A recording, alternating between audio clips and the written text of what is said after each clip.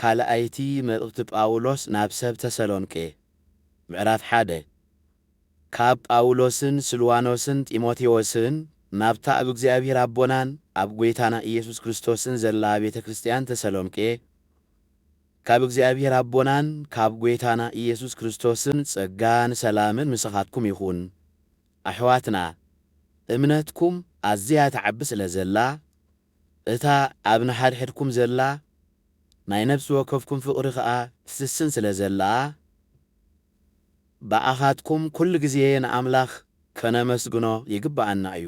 እዚ ኸዓ ቅኑዕ እዩ።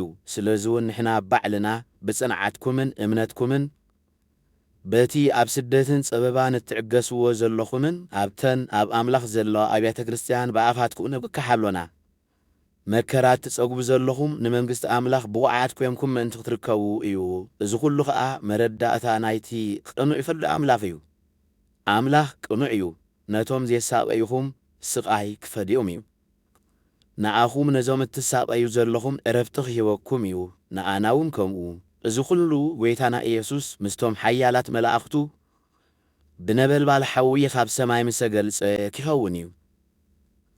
ነቶም ንኣምላኽ ዘይፈልጥዎን ነቶም ንወንጌል ጐይታና ኢየሱስ ዘይእዘዝዎም ከዓ ክቆጽዖም እዩ። ነቲ ዝመስከርናልኩም ስለ ዝተቐበልኩምዎ በታ ብቅዱሳኑ ዝኸብረላን በቶም ዝኣምኑ ዘበሉ ኩሎም ግሩም ኢኻ ዝበሃልላን መዓልቲ ንሳቶም ካብ ገጽ ጐይታ ኮነ ካብ ግርማ ሓይሉ ይርሕቁ ብናይ ዘለኣለም ጥፍኣት ከዓ ኺቕጽኡ እዮም።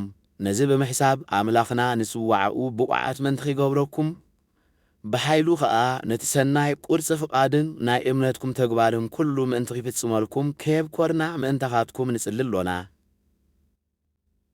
ከም መጠን ጸጋ ኣምላኽናን ጐይታና ኢየሱስ ክርስቶስን ስም ጐይታና ኢየሱስ ኣባኻትኩም ምእንቲ ኺኸብር ንስኻትኩም እውን ኣብኡ ምእንቲ ኽትከብሩ ንጽልሎና።